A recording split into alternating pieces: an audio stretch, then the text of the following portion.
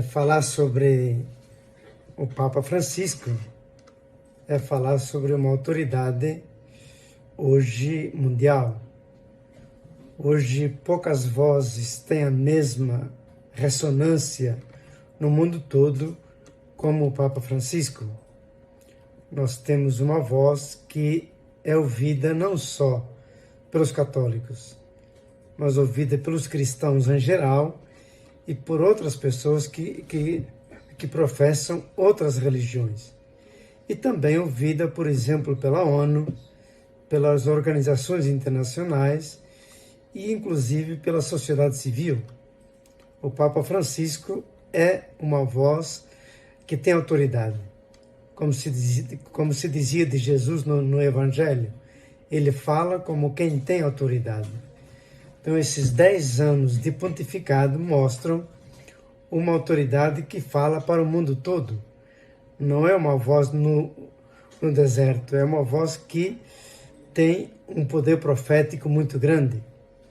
De onde vem isso? Isso vem da história do próprio Papa Francisco. O Papa Francisco tem suas raízes na América Latina, especialmente na periferia da Argentina. E na América Latina, nas periferias, nas fronteiras, nos porões da América Latina, nós tivemos um período muito forte de comunidades eclesiais de base, de pastorais sociais e, como reflexo disso, como teoria disso, a teologia da libertação. Então, o Papa Francisco, na verdade, a voz dele vem desse período muito forte de atuação dos cristãos na incidência político-social e também dessa reflexão teológica que iluminava as ações sociais e iluminava a prática dos cristãos, sem esquecer, é claro, a mística, sem esquecer a dimensão espiritual. Então, o Papa Francisco tem raízes aí e isso torna sua voz muito mais clara e muito mais forte. Outro dado que nós podemos salientar do Papa Francisco é sua força e sua contribuição para quem trabalha com os migrantes, para a pastoral dos migrantes e para aqueles que no mundo inteiro trabalham com migrantes e refugiados. Nós sabemos que apenas eleito, ele imediatamente fez uma viagem à ilha de Lampedusa, que é a porta de entrada na União Europeia para aqueles que vêm da África. É a chamada rota mediterrânea.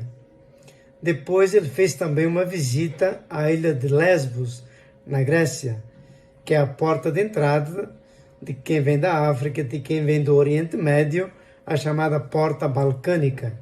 Quer dizer, a preocupação dele com os migrantes que chegavam à Europa e que muitos perdiam sua vida no mar Mediterrâneo, que o Papa Francisco chamou de cemitério dos migrantes. Então aí essa preocupação foi sempre muito grande. Mais tarde o Papa Francisco vai também fazer uma viagem à fronteira entre México e Estados Unidos, chamando a atenção do mundo inteiro e da igreja, das pastorais, para esse drama do povo nas fronteiras. A fronteira entre México e os Estados Unidos é talvez a fronteira mais expressiva desse ponto de vista, mas ela é uma entre tantas fronteiras. Na verdade, milhões de imigrantes hoje se localizam nas fronteiras e estão como que imobilizados na fronteira. É uma imobilidade forçada nas fronteiras, e nós vemos isso na Líbia, nós vemos isso na Turquia, na Grécia, no Panamá, no norte do Chile e também nos Estados Unidos, é claro. E por fim, vale a pena fazer um confronto entre as duas encíclicas principais do Papa Francisco e a campanha da fraternidade deste ano. Se a gente olha a encíclica Laudato Si, que é uma encíclica de 2015, nós vamos ver o Papa Francisco preocupado com a nossa casa comum. Quer dizer, é preciso organizar a nossa casa comum. É preciso que a economia tenha um ritmo que seja condizente, que seja simétrico com o ritmo da natureza, para que a terra não seja devastada, para que a nossa casa comum continue sendo fonte e mãe da vida. Então é preciso salvar a terra para salvar a humanidade. Isso é um pouco um resumo da Laudato Si. Depois o Papa Francisco lança em 2020 a Fratelli Tutti. Ou seja, a Fratelli Tutti significa o quê? Vamos ser todos irmãos em nossa casa comum.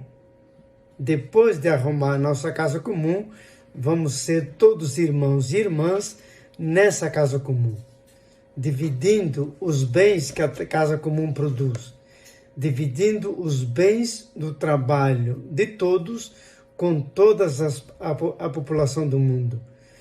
E isso significa, no fundo, combater a fome, combater a desigualdade, combater as assimetrias e combater a migração.